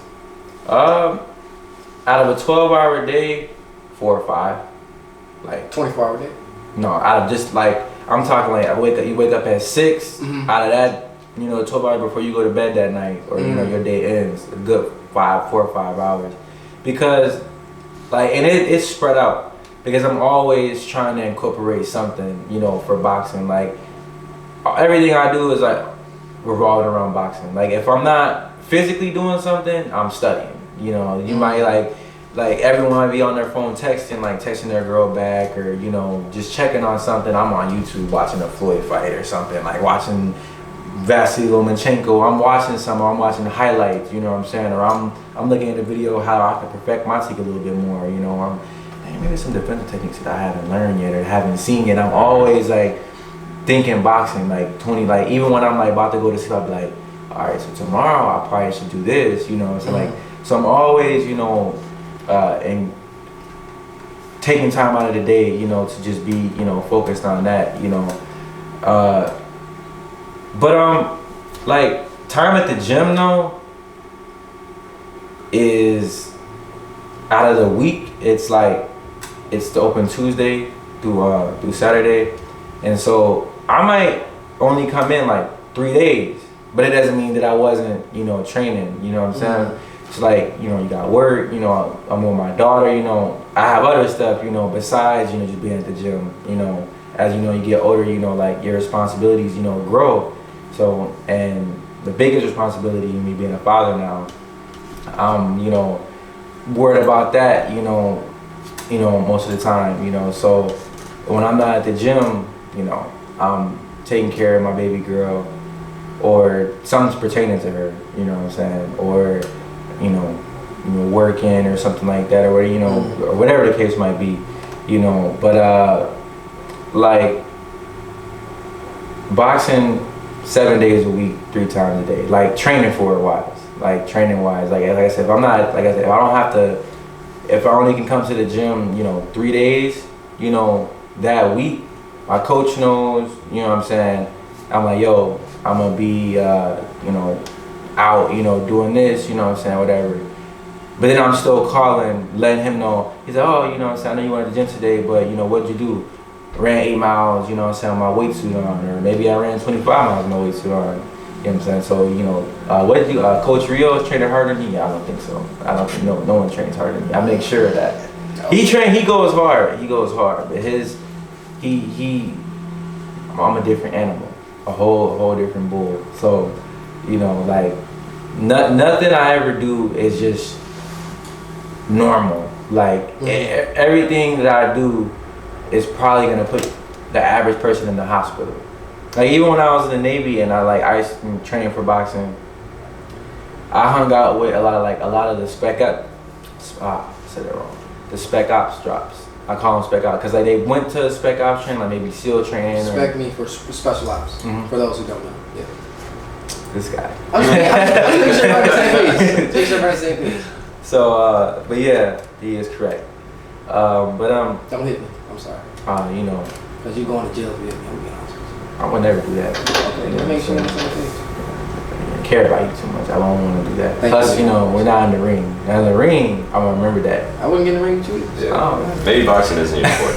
It's my sport. It's my sport. Just have it. Hey, you know, hey, that's a good way to look at it, you know. But yeah, like, so I would have, like, I would call and be like, yo, like, I'm not gonna be in or whatever. I'm gonna be doing this. But when I do something like it's extreme, it's like when I was in the Navy, like those guys, like they already been pushed like those superhuman levels, like almost like so like me wanting to be a SEAL, all my training derived around forget limits and all my training gotta be like at this, you know, superhuman level, you know what I'm saying? Like, well, not like superhuman as like on like flying and grabbing bullets out the air or something like that, but just in the sense like, bro, who runs 30 miles a day or is gonna try to run, you know, 100 miles a week? Like in Buzz and SEAL training alone, those 6 months, they're running about 80 miles a week, and a lot of them get injured because they're running so much and their body isn't having any time to recover. They're getting shin splints, and those shin splints turn into fractures. You know, the tibia, you know, or whatever, you know, it splits, and then they're either graduating on injury to just straight willpower. Like my dude Carr ran on a broken leg for 3 days. Like there ain't no like quitting in those guys. Like not even in the sense like, yeah, you got shot, bro, you should probably sit down. Nah, we still got a mission to do. Like, that's just like, that's how they are. And even the guys who don't graduate, they have that mindset going in. So being around them, I was even burning those guys out.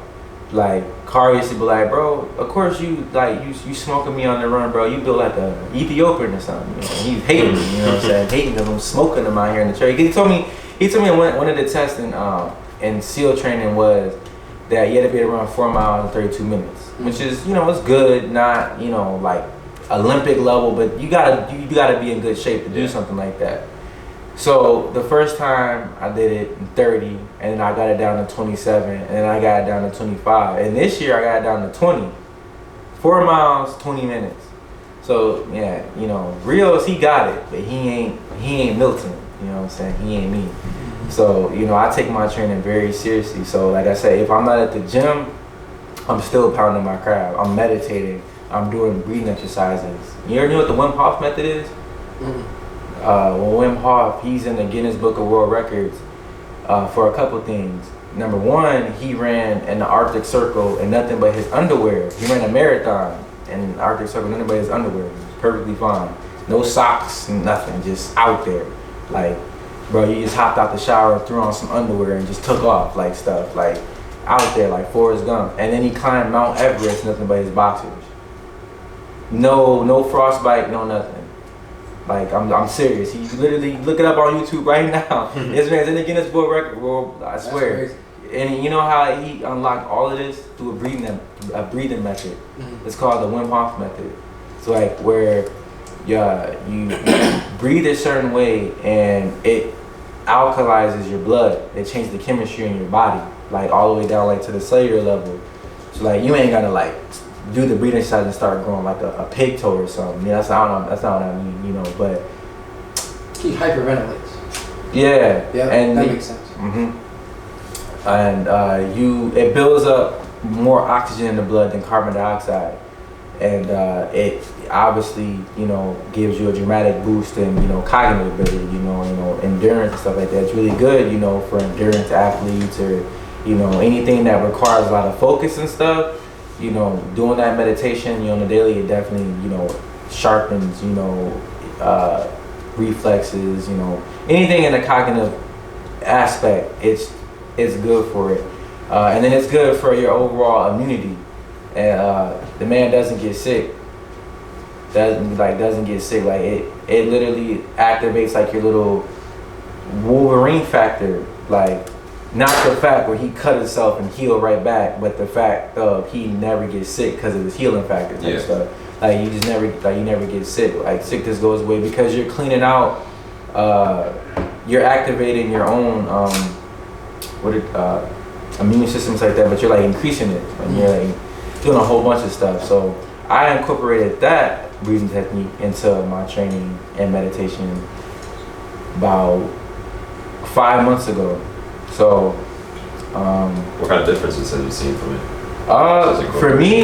For me, my focus is increased in moments like where I want it though. Yeah. Like, you know, like where I'm like, not just like I'm walking and I'm just wired on everything, you know what I'm saying? Mm-hmm. But like when I, you know, go to the gym and I get on the bag or I'm hitting the pads or something, and then like say I mess up or something, I'm like, you know, I get into focus, like, but I can tell it's like it's different, like it's like a razor focus, like to the point where like, I feel like I can't miss. I feel like sharper, like I feel sharp, yeah. Like, or when I spar at nighttime like that in Kenosha. I was tearing that boy up, but you know, yeah. but I felt like, I was telling him like, bro, I felt like sharper than I ever been. You know, like every punch felt like Krispy Kreme donut, just great. You know what I'm saying? And like, I'm doing all this stuff as I'm fighting, but I'm thinking, you know, after this, I'm gonna roll this, and like I'm just like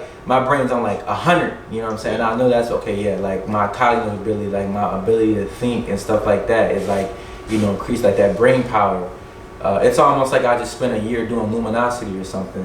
Like I don't know if you guys remember Luminosity when it was like big, but it felt like I had just did that for a year straight and just got in the ring or something. So, and then my endurance just seems to just be endless. Like now I go on runs and stuff, I never feel the wall.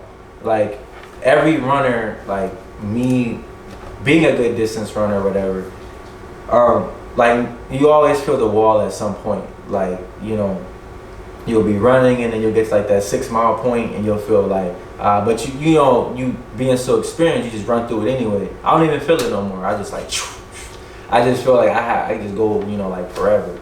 So, and then my cold tolerance was already pretty good, but I say it's increased maybe like 15-20%.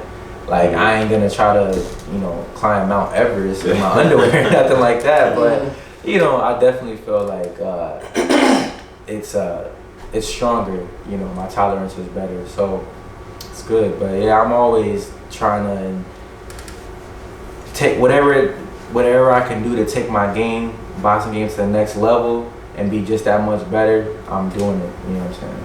So I mean, like I said, I'm going down to be the greatest boxer to ever live. You got a lot of work to do. You feel me? You got a lot of shoes to fill and pass and stuff, and you already got people who got crazy focus skills and stuff. You know, i.e. Floyd, and you got some people who already were like, these dudes were laser too. Yeah. So, you know, if you want to get past them, you're gonna have to bring something new to the table. You know. Now, talk to us about your championship belt you brought with you. Where'd you get that at? I got that. King of the Jungle National Championship in July, last week of July, the day after my birthday, matter of fact, when the tournament started. So birthday's on 25th, and the tournament started on the 26th. Won that belt on the 28th on that Sunday. So, and I was supposed to fight 2 guys. First guy I fought, yes, you know what I'm about to say. He beat that boy, but nah, it was a good fight though. But it was funny because towards the end of the fight, I was beating on him so bad that his coach started cheering for me instead. Like, that's crazy. On the Facebook Live, you can hear him in the background. Like, you can hear my coach, like, because they could call me Lefty Jim. You know, I'm softball and my left hand, you know, is dangerous, so they always call me Lefty. So you can hear my coach, you know, oh, get him Lefty, get him Lefty. And then all of a sudden hey, he messing you up. He tearing you up. He doing you dirty. He beating you. You can let me like that. I'm gonna throw the towel in. And then he darts his head out and he said, hey, what's your fighter's name? Lefty? Get him, Lefty. Beat him up, Lefty. He don't want no more war, Lefty. Like, he started off with his hands out here and got to doing this. And at one point in the 3rd round, he was just standing here for like 30 seconds. Like, I don't know if he was confused. That's forever in boxing. Yeah, he literally stopped and was just staring at me like this. And then he started moving again. So I guess his coaches was thinking like, bro, I don't know if you just got hit too hard and you know what I'm saying? Yeah. Like, but they're thinking about his health, you know, and then threw the towel in, turn around, boom, he kicked the towel out. He's like, I don't want to quit. So coach looked up at him and was like, bro, you getting beat up. Like, what do you want me to do? And you're not even fighting back anymore. His other coach got up there, was taking his glove off. He threw his glove down, and I'm in the middle of the ring, like, I'm waiting for the ref to do this. That's all I'm waiting for. So I'm in the middle of the ring, like, what's going on? Like, and then when the ref came over, he waved it off, and I ran back to my corner, and my coach was like, what's going on? I was like, he quit. I was like, that boy quit. I made that boy quit. Well, I made his coach make him want to quit. Whatever, I don't care. Like, he quit. So I'm all hyped and everything like that. And then they announced me as the winner by abandonment. You know, you throw in the towel, you quit, you forfeit. And then after that, came back the next day for the championship round because you know, you're in a tournament, you advance. Like, if you lose, you out. You know, you lose, you out. So, you know, you come in on that like Friday and you fight and you lose, and you ain't coming in Saturday and you done. So came in Sunday for the championship round, final round, and my mandatory, I just watched him fight. Like, he fought right before I did, so I know what he's bringing to the table. And I'm like, bro, that dude trash. I'm finna wipe the floor with that dude. And so we're like halfway through the last day of the tournament, and I'm like, bro, I'm just trying to fight and just get my belt, you know, go home. So we're looking for him because he's, you know, I know who my mandatory is, you know, I know who I'm fighting, you know, for the championship round. So we're trying to find him and try to talk to him so we can go talk to the dude who run the event to get our fight moved up. So we could fight earlier, you know, win, go home. Like, I don't gotta be here all day. So my coach finds him. Like, he's like, yo, you know what I'm saying, my fighter's ready, you know what I'm saying, you know, the mandatory, you know, he ready to go, he want to fight. That boy looked at me and looked at my coach and was like, yeah, I know, I seen him fight yesterday. I don't want to fight him. And he put his hands, he said, I don't want to fight him. And I was like, and then they asked the dude that I fought the day before. Yeah. They said he want a rematch for the belt, and he didn't even look at my coach. He looked up and away and was like, I don't want to fight that boy no more. He said, I don't want to fight him again. So I just like, man, like what's going on? So, and I'm kind of amused. Like, I think that's funny. Like, y'all don't want to fight me? Like, you know, what's going on? Like, you scared? Like, so, but now I'm like, okay, do I, you know, am I like disqualified? Like, what happens? You know what I'm saying? Like, it's the last round and now I don't have a mandatory no more, so what's going on? So I go find the owner of the event and he's in the ring. He's reffing and he's, you know what I'm saying, he's running the whole event.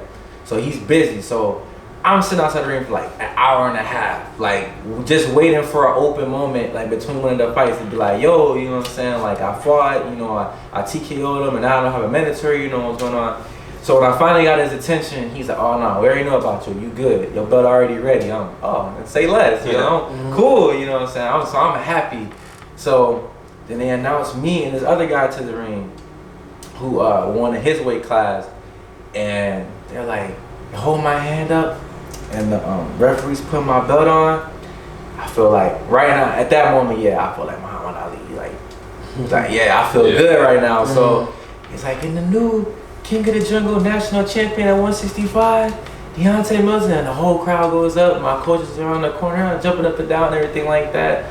And I'm just like, dang, like 5 years ago, if you'd have told me I was gonna be, you know what I'm saying, coming home with a national title, not just a belt. Like, you know what I'm saying, like not just like, oh, you went to a boxing show in Waukegan or something like that and won a belt, because that's the prize where, you know, you when you get a belt. And then you have a national title, like a literal like national, like bro, like out of all the boxers I've known over the years, I only know 2 to have national titles.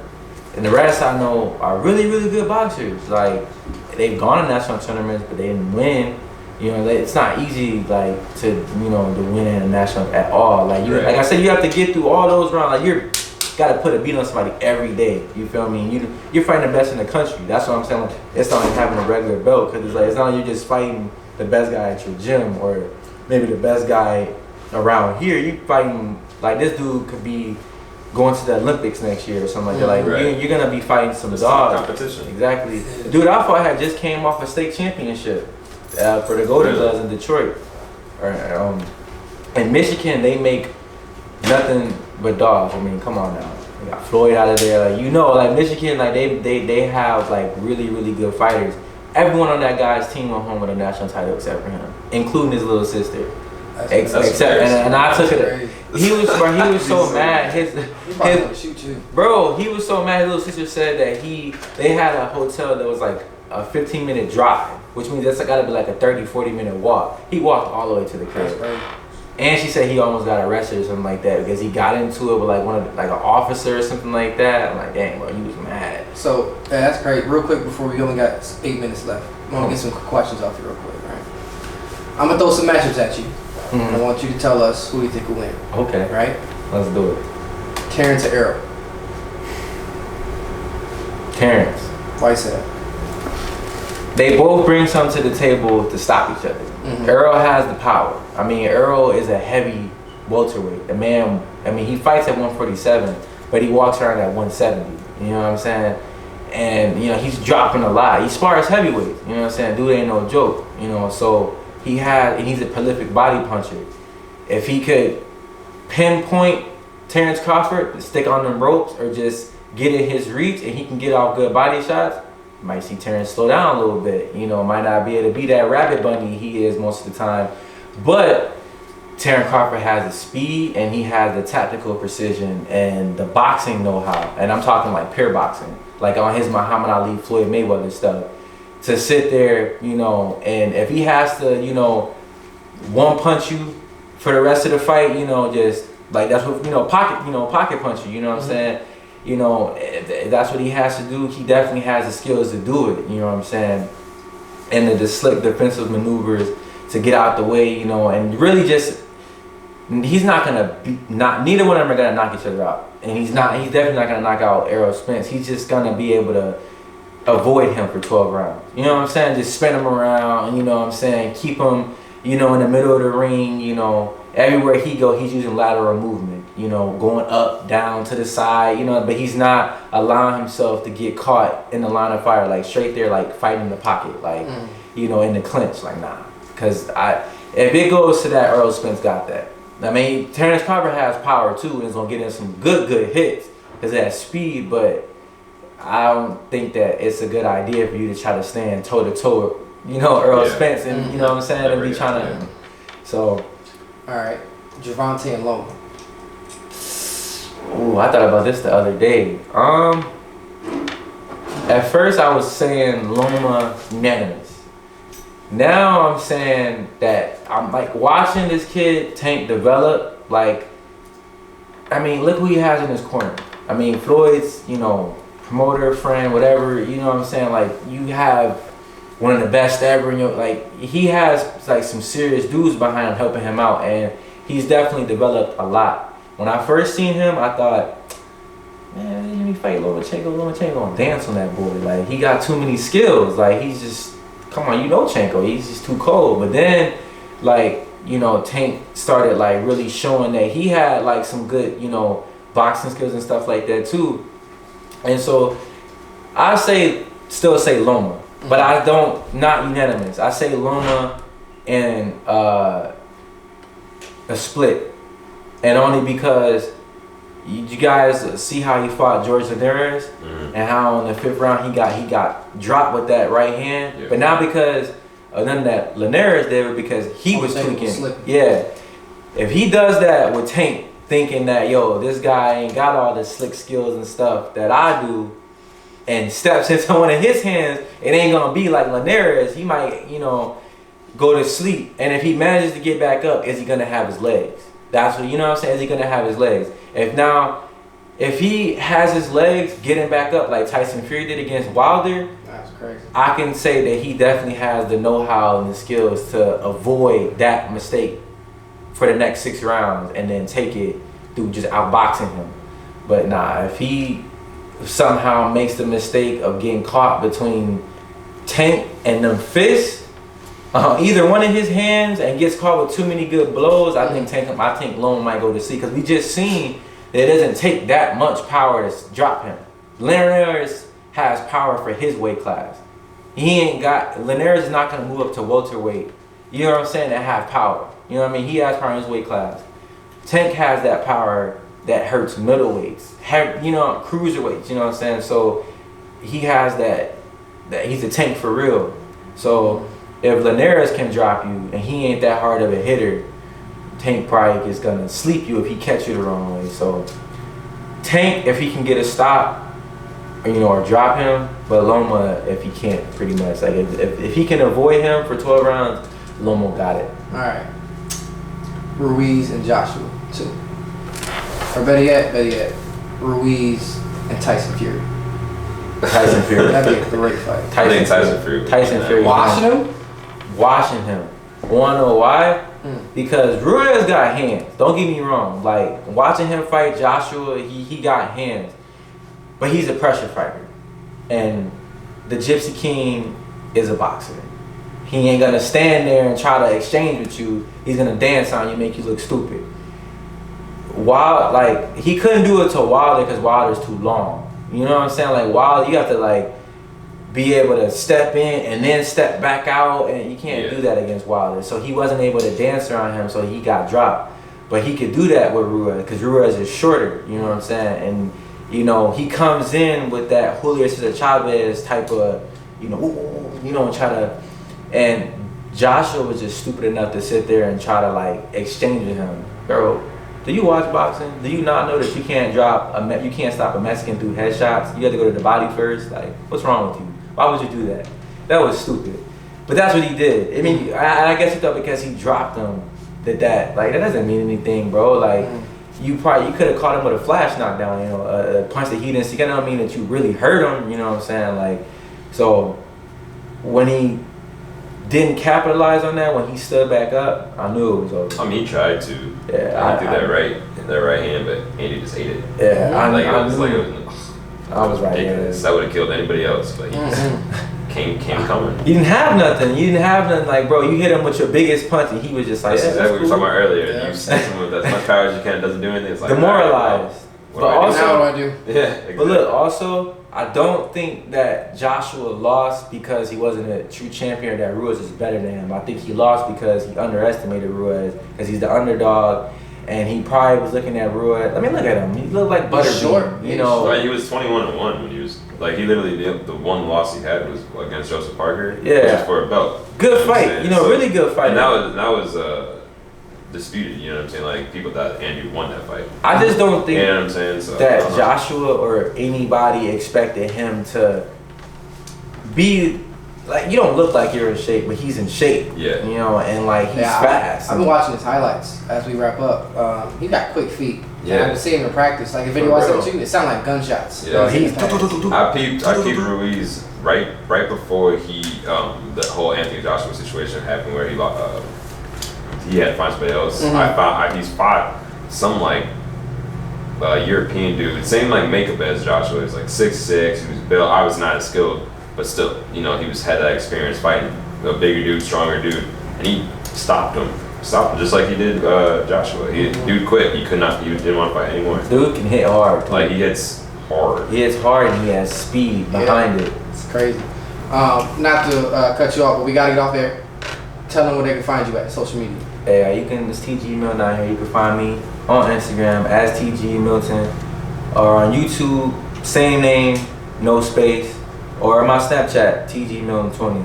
Yes, if you haven't noticed, it's TGE all around. Everything is TGE. Cause I like a rapper. I ain't gonna lie. Because I am the greatest ever. But yeah, follow my, subscribe to my YouTube page, follow my Instagram. I'm always, you know what I'm saying, trying to, you know, putting up, you know, new videos, you know, updating, you know, people, you know, let people know what's going on, you know, my fights, you know, wins, video footage, training, all that, you know. So I'm trying to promote myself and build up my own, you know what I'm saying, promotional thing, you know what I'm saying. I'm not really trying to be under anybody, anything like that. So check me out. Wish I could have showed them the belt. Oh, you know, you can find me everywhere. Just type my name in, Pierce Anderson. I will pop up. Take it out of the bag. Twitter, Facebook, Instagram, everywhere. Just find me. All right, you guys can find me, Devonn Overstreet, on all platforms, YouTube and School Detention, and of course you can find us here every Monday from 4 to 6 p.m. here on 101.5 WOCB. Thank you guys so much. You guys have a great week. See you next time. Peace. Peace.